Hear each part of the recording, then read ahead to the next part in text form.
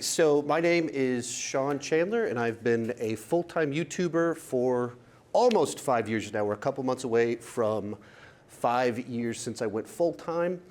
And I started my YouTube channel in summer of 2016. And 2.5 years later, I was able to go full-time talking about movies way too much. I was able to turn my hobby into a career, which is kind of most people's dream. And then again, these days, lots of people just want to be a YouTuber in general. So in two different categories, I'm very lucky and blessed with the way things have played out. When it comes to what I do for a living, I have absolutely no formal training education. Since you're in a marketing class, you're actually a little bit more qualified than I am to do a lot of what I do, because it's marketing, graphic design, video editing, then being a film critic, and I have no formal education in any of the things that I do for a living. And that's kind of one of the things that makes the 21st century so fun and entertaining, is that you don't have to be qualified. You just have to be able to build an audience. But so with what I do, just to drop my credentials, I am a Rotten Tomatoes certified critic. So if you've ever seen a Rotten Tomatoes score and you're mad about it, you can yell at my wife about that. I had to blame someone besides myself. Yeah, you can yell at me about all of that. I am one of those crazy Rotten Tomatoes certified critics. On YouTube, I have 270,000 subscribers, so I have a silver play button. And with all of this comes some cool opportunities. So I'm in a critics association, so get to go to a couple of different awards shows in January. So this is from earlier this year. And it was pretty cool because you're just walking around and you're like, that's one of the stars from Pitch Perfect. Wait, that's Brendan Fraser. He's just walking right in front of me. And it's kind of those sort of opportunities that seem like fancy things other people get to do. And over the last few years, I've gotten to have a bunch of those opportunities. Also, I get to do some celebrity interviews. So if you can be real quiet real quick, because I don't have speakers for this, but I got to do this interview where I embarrassed myself. Hopefully it will be loud enough. I'll tell you after. Well, thank you for interviewing me. Or excuse me, that's right. I'm interviewing you. So if you don't know, this is the guy that played the Terminator in the most recent Terminator movie. I got to interview him, and I started the interview by thanking him for interviewing me. So yeah, I'm a great interviewer. They give me a lot more opportunities. He's actually from Austin, and so they did the press junket here and got to hang out with him and talk about local high school. Not hang out with him, but interview him, spend some time talking with him, and talking about Austin high schools for a little bit, since I also went to school here in Austin, not far from where we're at right now. But then also do lots of Comic-Con appearances, leading panels, stuff like that. Which has been a lot of fun over the last couple of years. Even a lot of what is in the talk I'll be giving comes from all of that. Do some live speaking. And then here's the wackiest one. I'm a correspondent for Fox Now News in Bakersfield, California. Now, I've never been to Bakersfield, California. I think it's in California because they call it Bakersfield, California, but I don't really know. But the anchor man there is apparently a subscriber to my channel, so he's like, hey, want to come on the news in Bakersfield? Sure. And so now a couple times per month, they have me on to recommend movies to people. And I've never met this guy in real life, but I'm on the news in Bakersfield. Very big local celebrity, 1,000 miles away from here. So that's kind of a little bit of what my life and career looks like, and the cool opportunities from this thing that was legitimately just my hobby when I started. And then over 2.5 years, I was able to turn it into a full-time career. But that's misleading, because I didn't actually first start talking about movies on the internet in July of 2016. That's when I started my specific YouTube channel.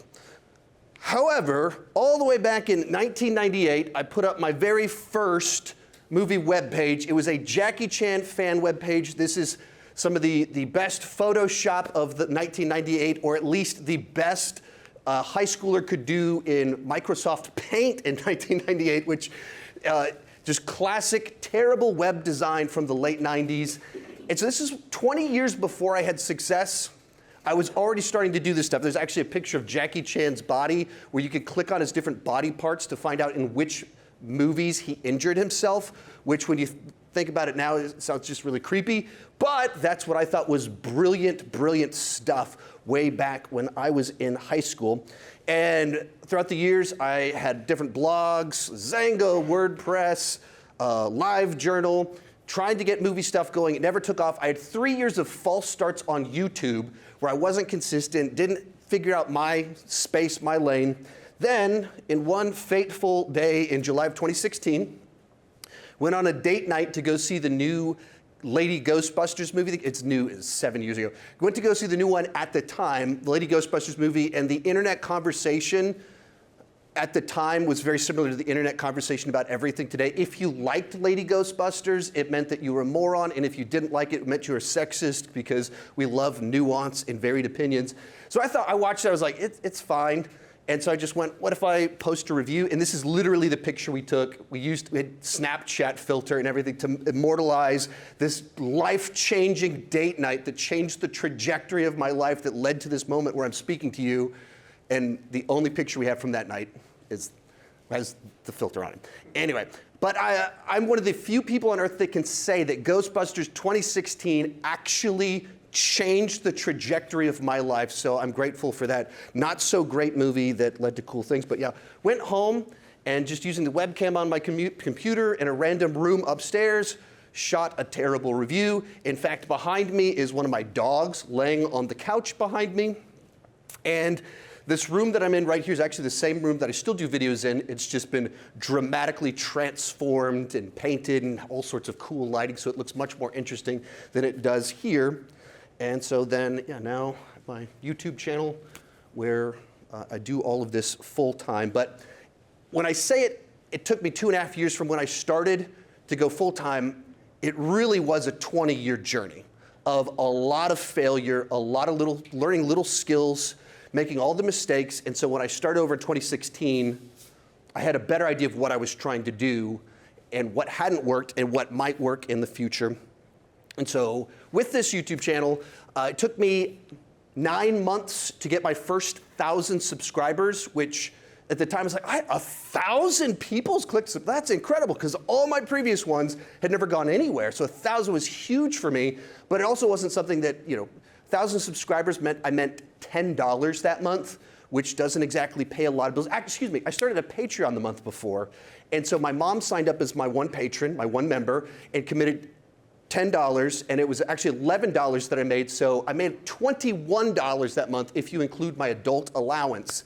And that, you can't really do a whole lot with that, so I was actually considering quitting YouTube around summer 2017, but I went, I'm enjoying this, so I decided to dive into my numbers and say, okay, which videos works and which ones don't? So if I do a movie review, it gets 100 views, but if I do a ranking of the franchise, it gets 400 views. I'm not great at math, but I'm pretty sure 400 is more than 100, so I went, what if I do one of those every single week? So then, it took me only 3 months to get my next 1,000 subscribers. So I was like, this is cool, this is working. And then in late 2017, when Thor Ragnarok came out, I stopped to think, I would never watch one of my videos, they're way too long and rambly. What if I made a video that I myself would watch? And so I shortened it, I added a little bit more humor into it, and posted that one. And at the time, it was by far the most viewed video that I'd ever had. Previously, I had a video that had 20,000 views. This one got 350,000 views, which is more. And that started kind of this growth trajectory. It was like, wait, I'm actually kind of making money from this YouTube thing. And then a couple months after that, when Black Panther came out, I was like, okay, people like the movie franchise rankings. What if I had a couple more things in there and kind of really built this out? And the week after Black Panther came out, I put out 2 different videos that to this day are still my most viewed long form videos, and kind of created more of a more holistic strategy, which we'll kind of talk about in a little bit. And so that was February 2018, I started to make as much money on YouTube as I was at my day job. So then spent the next year trying to develop a plan to responsibly go full time. I would have just quit because I'm irresponsible, but we have a wife that is more reasonable, and it's like, hey, maybe don't do that. Let's have some buffer, wiggle room. Let's think through every objection she might have to this. What would potentially cause problems? Made that list, spent the next year checking all those things off. So when I went full time, there was a plan in place, and 2019 was when I went full time. That was the year that Avengers Endgame came out, Rise of Skywalker, Lion King, where Disney had 1,000 movies that made $1 billion. So I was trying to springboard off the biggest year in movie history, And so it was really no issues, but then 2020 hit where no movies came out because of COVID, which would have been a big problem, except I had the wife plan to responsibly have plenty of wiggle room, a business model that made sense. And so even though movies weren't coming out, and I talk about movies, COVID actually wasn't really much of a hiccup for me at all. So that's kind of the history of my channel and some of the big picture journey without getting into the specifics of strategy and things like that. And so kind of diving in a little bit deeper. So how does YouTube work in general? In the world of YouTube, people talk about the algorithm all the time, like what videos get recommended in search and which ones when you open YouTube, it tells you 20 videos that it wants you to watch. That is all calculated by the YouTube algorithm, which at the end of the day, it's actually incredibly simple. Like everyone wants to you have to click the like and you got to, at the end of the day, it's click-through rate, what percentage of people click on the video when it's recommended, and then how long did they watch. So if nobody clicks on the video, obviously YouTube doesn't want to recommend it to people. And if they click on the video and immediately leave, as all of us do every single day, oh, this looks cool. No, that is not cool, and you click away. YouTube obviously, it sounds so simple, but that's literally the whole thing. You have to figure out how to get people to click and stick. It's literally that simplistic. And if you can figure out what ideas will get people to do that, click, and then actually deliver on the promise of the premise, you'll work. So not getting too much into it, but you need an enticing topic, an intriguing title, and an eye-catching thumbnail. So if you want people to click, you have to have an interesting idea. You have to have something that stands out, and that's where so many people, they copy someone else, so it's not interesting. You need a title that tickles people's brains, and then you need a thumbnail that actually makes it look like you know what you're doing, that teases what could possibly be in the video to get people to click on it. All right. Actually, did I skip ahead on a few things? No, that's right. Other thing to talk about it, social media is meant to be social. Once again, really obvious stuff that social media, it's right there in the name. YouTube is a social media network platform. It hosts videos. It's the second largest search engine in the world, but it's also designed, everything about it is to be social. And that's where so many kind of brands come in and they mess that up, is that they try and do slick professionalism on a very personality, authenticity-based platform. And so you just built into it is the idea that you want something that feels human and real. So a couple little anecdotes in here. I mentioned earlier my most viewed video for a while had 20,000 views. It was this video right here. It's actually the worst video on my channel, which is almost the insanity of YouTube and the way that it kind of works. But the worst thing I ever did is the one that at the time was the most viewed. And it was a trailer reaction for Guardians of the Galaxy Volume 2. I had just done a live stream. The new trailer dropped and I was like, oh, I'll just do another live stream immediately. Fired it up, didn't have the settings right. So from the beginning, the audio's crackling, going so it's terrible. It's unwatchable. It's so bad. Also, because I did it immediately, I'm doing a reaction, and this is me I'm watching it on a phone right here and just holding a separate phone up to the camera, which is, I don't recommend doing that. Once again, these are terrible ideas. The space, it has a green screen. It's literally just green poster board tacked into the wall without any green screen stuff on it, so it just looks hideous. And as you can see, my son walked in and started picking his nose in the video. This was my most viewed video for a very long time. And on the one hand, there's a side to it of just this didn't get a lot of subscribers out of this one, but for the people who were subscribed, it's human that you have a bad day at the office. And so I still have the video on my channel, and it's funny. I make fun of myself all the time. You can go back and watch all the early garbage, all the stupid stuff, but wacky things still happen. So this is from a video from just a month ago, my Marvel ranking that made you so furious, and why you sent me all those angry emails. But so I'm in the middle of filming this, and you can kind of see right here, my youngest just walks in the middle of the shoot, walks up to me, and she of all the things she could say, she walks, Dad, you have to come with me right now. What are you talking about? Right now, Dad, I saw Spider-Man. And I literally say in the video, that's unlikely that you saw Spider-Man because we're not in New York City. And so I follow her downstairs. She saw him on Netflix. They added Across the Spider-Verse onto Netflix, so she had to run and tell me as fast as possible. But this video is highly edited. It has lots of humor, jokes, cut everything out. But this little moment, I decided to keep in the video because this is me. This is like while I'm filming, my kids run in or my dogs start barking or I'm just a guy and this is a room in my house. This is, when I showed you the picture earlier from my first one, this wall back here with Darth Vader, that's the same wall. It just, the room just looks a little bit different now. And so just authentic. Because it's social media and you want to connect with people. It's all of, like, there's this idea that YouTubers are actually accessible humans as opposed to famous celebrities that are way out there. So even when someone is super famous, there's like YouTubers with millions and millions of subscribers and they're still filming in the same room in their house as they did before everything got fancy, and they haven't done much to highly advance it. There's all sorts of TikTokers with millions of followers that they use their out-of-the-box headphones for their iPhone. They pinch it like this and talk into the mic that every one of you have the exact same headphones, and they're doing that despite having all the resources to get a much better mic because there's something authentic about a person using a terrible green screen, pinching their iPhone headphones like this and talking into it. And that's what people connect with, and that's where like certain brands kind of go way off of. There's one that, there's something called G4, Attack of the Show, that was real popular about 15 years back. And eventually, it was like a cable show, and they brought it back as a YouTube channel a couple years back. And they got outside funding, they got all of this money to pull it in, and they hired all of these hosts, rented out a studio, and it just bombed so hard despite being very slick and professional, but it was so deeply inauthentic and disconnected. And so that's just not what YouTube and social media are. So all that said is some background as I kind of dive into this. So my brand, my niche, what does all of this kind of look like for me personally? Like one of the biggest mistakes that YouTubers make is they don't have a specific thing that they're known for. They don't have a real brand. They just saw someone else do something. They went, I want to do that too, and they're the generic brand version of their favorite creator.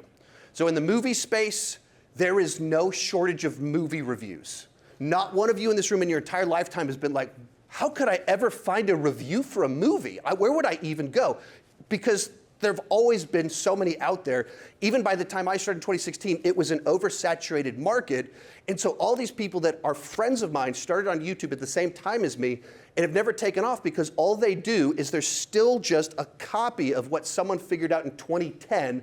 Wait, you can post movie reviews on YouTube? That's not a novel, interesting idea, and there's no shortage of that. And someone else already started doing that, has 10 years of experience doing it, and so they don't stand out. They don't have anything distinct about them. So one thing I talk about with people all the time is like when you're starting out, it's okay to be a cover band. The Beatles, one of the most famous bands of all time, they started out as a cover band playing in bars for hours, playing other people's songs. When you're starting, that's fine, but cover bands don't change the world. If you want to grow, you have to find something that you're uniquely good at where you write your own songs, where you're doing your own thing. And if you make the same videos as everyone else, you compete with everyone else. And in the YouTube space, you can think of how many times you've gone on there and seen all these videos with the exact same title, or why am I punching the screen? Exact same title, the exact same pranks, the exact, like, people trying to rip off Mr. Beast and like, well, I locked myself in, just same exact concepts, except not as charismatic, not as good production value, but ripping it off. And so that's where so many people kind of don't ever stand out in it. So for me, what that looked like, I got 9 months in, I mentioned before, hitting 1,000 subscribers. It was cool to have 1,000 subscribers, but it's like, what, is this going somewhere? Like, what? This has to be more than this. So I started doing like self-reflection on like, what drew me to YouTube? Why did I start doing this? And it was like, I just talked about movies too much. Like I bugged people. I had interns back in 2010, and one of the jokes was, working at a church where I was at, I brought my interns in and we started like, I was lecturing them on movies and pulled out a whiteboard and was like, do you know who scored Harry Potter? Like, what does this have anything to do? Like, that was a real thing that happened. And so that was the thing about me, that I would go to the internet all the way back into the 90s to find other people like myself that like to talk about movies too much. And I went, okay, there's something there. Who are the other people like me that are a little bit too obsessed with these things, go to the internet to talk about it way too much? And then once again, as I mentioned before, I just decided, let me dive in and figure out which videos are actually hits and are successful here. So you have to find your niche, be known for something. You want to be the something guy. And once again, I know so many of my YouTube friends that have been doing it just as long as me or longer, and they're not known for anything. They're just one more person in a very crowded space, and they're pretty good, they're pretty charismatic, they're a little fun, but there's no one thing about them that distinguishes them from thousands of other people doing the exact same thing. Or so you want to establish yourself as the place to go if you want. What is the thing that you specifically deliver more of, better of than other people? And one more kind of quote on that from the book. It says, the biggest difference between successful people and unsuccessful people is that successful people are willing to do what unsuccessful people are not. So what are you willing to do? Where are you going to put the extra work in? Where are you better than other people in the space? So going through all those things, what that looked like for me is I turned into the ranking guy. Like, I don't particularly like picking favorites. But one thing I figured out that I seemed to be better at than other people was picking movie franchises or heroes, villains, and then taking the whole franchise and ranking them in order. Like, I can talk about movies concisely and say something interesting, say a little bit more in less time than the average person can. I'm also more patient rewatching movies that I've already seen before. So when I do them, I rewatch the movies so they're fresh and interesting, as opposed to people like, I watched it 20 years ago. I rewatched it recently and wrote notes about it. So I became known as the ranking guy, which wasn't expecting to do that, but I have hundreds and hundreds of these videos ranking franchises, characters, things like that. And so that's kind of content-wise. That's the type of video that I'm most famous for, or at least grew covering, or to kind of put all three. So my brand, I'm the ranking guy. I'm also known for being family-friendly. I didn't really set out to be family-friendly, but I also just not a particularly crass person when talking to the general public. And so therefore, I have a YouTube channel that parents are okay with their kids watching. So whenever I do live events, all the time some teenage kid walks up to me and they want to ask me some question about Marvel, and then their parent thanks me for being family friendly, which I didn't mean to do that, but it's the way that it kind of turned out. But even just the little idea of like my kids running in on videos from time to time, there's just this very family, wholesome energy surrounding a lot of what I do, despite also covering Saw films.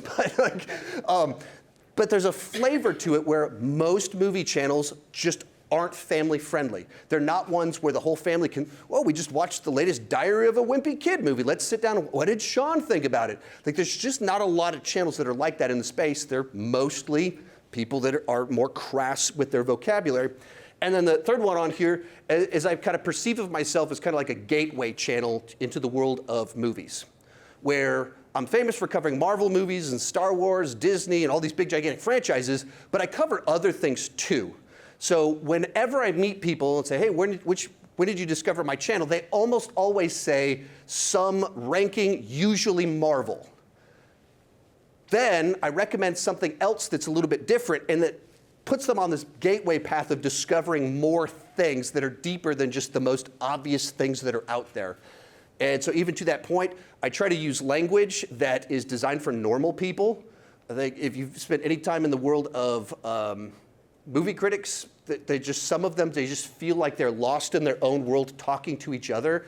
And they have a lot of knowledge, but they're making no effort to bridge the gap with normal people.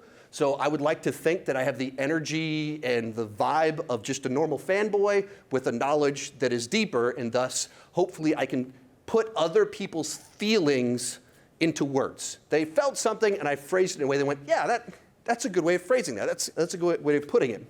So that's kind of the space that I want to fill of bringing people into the world of movies. So from there, what is my content strategy. Like what do I, when it comes to designing videos, what I want to put out there, what does that kind of look like? Well, a big one that I use comes from a book called The Pumpkin Plan. And the basic illustration of the book is, he's talking about how on earth do these like world champion sized pumpkins that are just so disproportionately larger than any other pumpkin that you've ever seen, how do they do that? And essentially they start with the seed from the biggest pumpkin of the previous year, and then they plant it, and they see which ones look like they have the most potential, that look the biggest, and they kill everything else except the one that looks to be the biggest. And they put all the resources into growing out these ones that look like they have the potential to be the biggest. And whichever one turns out to be the biggest, then they grab the seed from that one for the next year, and then just every year, their biggest is bigger than it was the year before because they're just using this process to discover the biggest thing and expand on it and creating this cycle of growth on that. So that's kind of the idea that I try and use with my YouTube channel of constantly looking to see which topics are most popular, which styles of videos are most popular, and which ones aren't working. So you mentioned a few times I have a second channel. That's where that whole thing came from. There's things I want to talk about that I know they'll get 5,000 views. And I know if I do the Marvel ranking, it will, if it bombs, get 50,000 views. This one I'm lucky, 5,000. This one, if it does horrible, 50,000. Okay, well, one of these is more important than the other one. So let's prune this one, cut it off, and put all the resources into the ones that are most likely to be successful. And so just constantly evaluating, constantly trying to read the room and try and figure out what people are interested in. Where's the conversation being had? And that's where a lot of times, there's a big hot subject on Twitter where people are debating it and getting really mad, that is a great opportunity for a video where you take a hardline position and what are people excited about? Where's the chatter? Create something on that. So a big part of what I try to do is I try to think in series. So as we mentioned before, YouTube is all about watch time. They want people to stay on their platform so that more ads can run. That's how they make their money, time on platform. So if you can get people to click on your video and stay on your channel for a long time, YouTube likes your video, YouTube likes your channel, and it recommends your stuff more and more and more. That's why if you find that new channel, or the last time you found some new channel and you binged 3 of their videos, YouTube's kept recommending them to you for the next month. It's because they want you to do that again. They're trying to have that binge session. So you want to find ways to design, that's what I try to do is try to design my channel to make it very easy for someone to go down the rabbit hole. So the way that I do it is I try and think about what are the big event films. One of the biggest ones in recent memory, Spider-Man No Way Home. That obviously Spider-Man's very popular, so there was immediately a lot of chatter surrounding the movie. So before the movie comes out, I'm gonna put out trailer reactions, I'm gonna do theory videos about what's gonna happen in the movie, and in every one of those videos I'm gonna say, of course I'm gonna be reviewing it in the future, of course I'm gonna be doing this, always promoting more and creating a little niche within my channel surrounding Spider-Man. When the movie comes out, I walk into the parking lot, shoot an out of the theater reaction right there on my phone that it's just fresh, raw emotion, no professionalism, literally in the parking lot. At the time it was the AMC at Barton Creek Mall. Shot it, posted it, my review, and it's saying it, my review's coming tomorrow. Then I post my review. Then the movie comes out, I post a spoiler review. And every single one of these, I tell everyone, the next one's coming. And you want to know about the cameos? I've got lots of thoughts. It's coming in the spoiler review in a couple days. Then the movie comes out, and I'll rank the movies, the different villains, the different versions of Spider-Man, the final battles. Every direction you might want to talk about this, or some weird nerdy kid in North Carolina that's obsessed with Spider-Man, whatever video he might want, I will create each one of those videos, and every one of them is designed to be an on-ramp, but every one of them promotes every other one of them. So in the video, I will tell everyone everything else I've done related to all of this, and I'll say, if you like these final battle videos, which most people are like, why would you want that? Why do you want the weird things that you watch? We all have that weird thing we're obsessed with a little bit too much. So you just create the way for them to go down the rabbit hole in the video, so it just creates this cycle where they just binge the channel and they stay on it. And that's what that looks like for me, of just trying to think, how do I turn the next event film into a whole series where someone's just stuck on my channel for a week straight. So in months where tons of stuff comes out, It's fantastic. In September, where nothing comes out, it just dies. And it's actually kind of funny to watch. It's like this year in July, middle of the summer, people are out of school and they're dropping all the blockbusters. Channel did phenomenal. Soon as back to school starts, numbers just plummeted for about 6 weeks, and then it picked back up again. Happens every single year, but figuring out those patterns and designing it around them. Other one real quick, I try to think holistically about what I'm trying to do. So evergreen content, videos that at any point in time, if someone's into a subject, they can find it and they'll get into it. So a lot of these rankings, someone discovers my channel and they go, I wonder what he thinks about. He picks a different, whatever other thing they're into. I've been doing this a long time, so I've probably already talked about it. And so they find that evergreen video. Another one, trending subjects, tried to find what are people talking about right now and hopping on some of those to grab the wave of momentum of when something makes a big splash. So this past weekend, there was a gigantic Comic-Con in Brazil where they dropped a bunch of trailers. So the new trailer for Godzilla X Kong, the new Godzilla vs. Kong movie, dropped this weekend. They're dumb movies. They're like WWF with big, gigantic monsters, but they're silly fun, and a lot of people are obsessed with them. So I spent 10 minutes making a trailer reaction. It gets 30,000 views, and a bunch of new people discover my channel because they're really into the excitement of Godzilla X Kong and what are these monsters going to do next. So trying to grab onto that. Bread and butter for me, just kind of movie reviews. And those don't really grow my channel, but for me, they're just that baseline thing that you need to cover in the space. And then passion projects. Like if I was just wanting to grow, I wouldn't do this because it's about me. But once you have an audience, you have to have the things in there that go deep with people, that show like what makes me unique, what makes me different from other people, and that's being a normal person that cares about stuff. So long-term planning, how do I plan out my content well in advance? So at the end of the year, so this month, what I'll do is I'll look back over the year and make a list of what were my biggest videos based off what are the hot topics? Marvel movies, Star Wars. This year for me was Bollywood movies, which we started getting into Indian films over the last year and had a lot of fun with that. And now that's like a thing that they're really successful.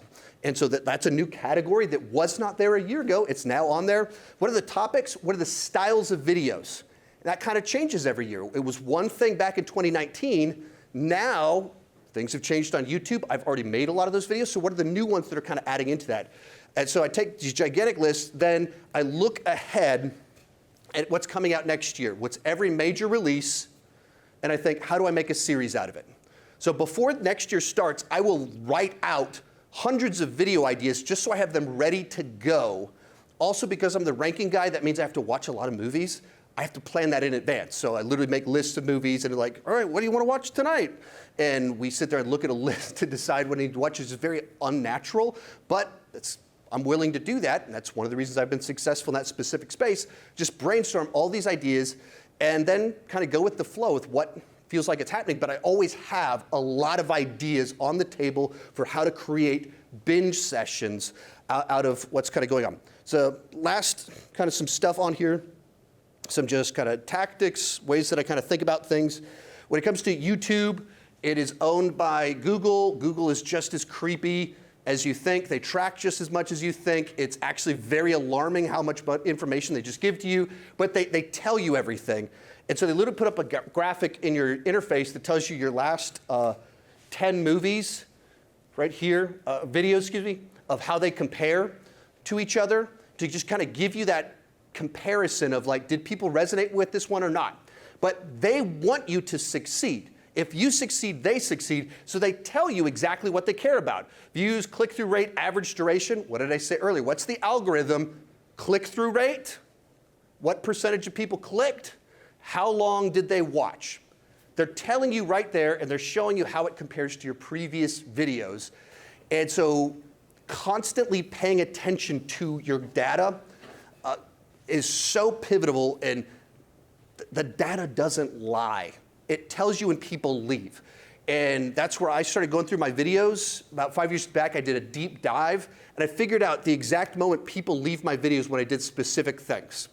As soon as I say this, if it's a movie review, as soon as I say the score of the movie, that's what they came for.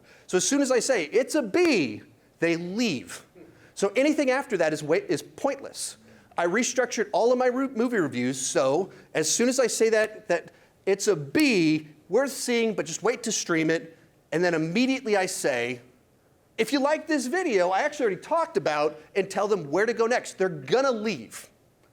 So when they leave, I tell them immediately where I want them to go, where they can find more content like this to create the binge session, to create that extension. But that's studying analytics. They literally give you charts that show you exactly when people leave. This is that one where my son walked in and started picking his nose.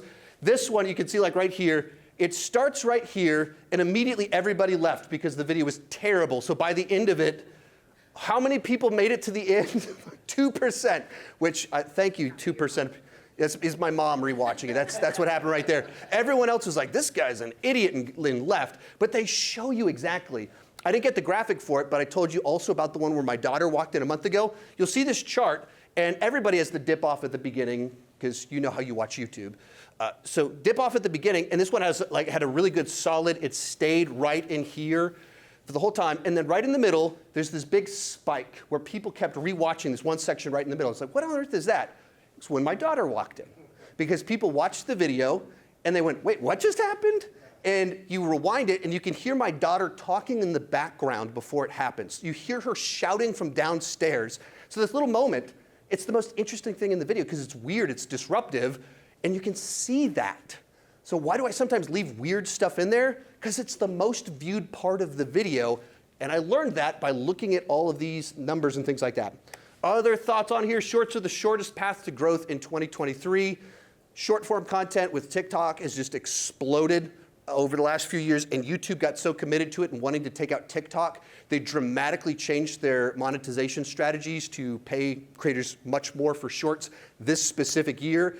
And because shorts are by definition short, people watch a lot more of them. So it's so much more exposure, and they're also much easier to create.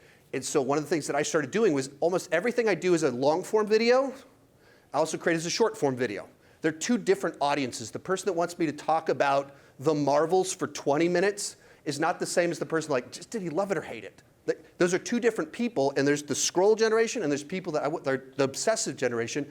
So I watch one movie, and I get two different videos out of it. The other great thing about shorts is that it's one video that can go to 4 different platforms. So YouTube Shorts, TikTok, Instagram, Facebook, and there's probably more, but 4 is good enough for me. And with marginal effort, all of a sudden you're building a following in 4 different places.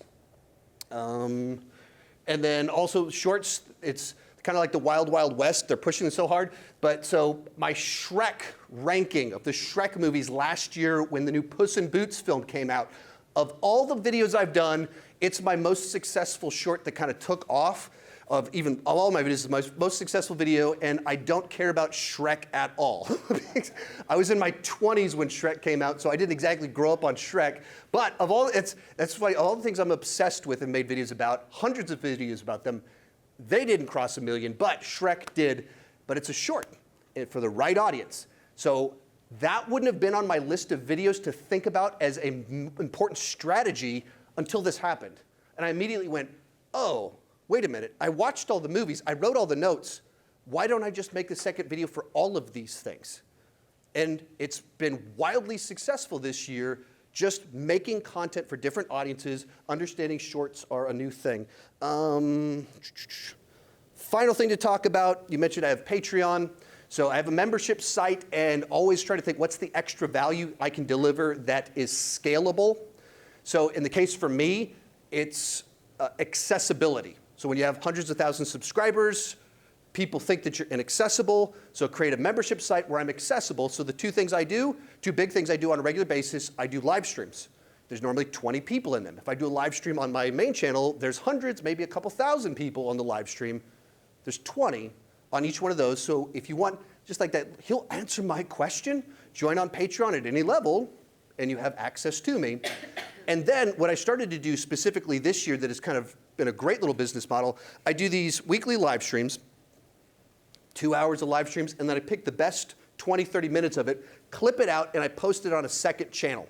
So I'm covering more content based off what people asked about. This is what people are interested in. They are driving the conversation. I clip that out, post it on a second channel, so now I'm making ad revenue on that, and every one of those videos ends with, if you like these videos, join over on Patreon and be a part of every live, join at any level, and you gain access to the full live streams. You can ask the questions. And then the other one I do is I do video chats with people at a top tier. So since it's all about talking movies too much, a lot of people, they want to talk movies with me. So at that tier, we literally sit there and talk about whatever you want, and that's kind of what my channel looks like. That's what the growth looks like, and some thoughts.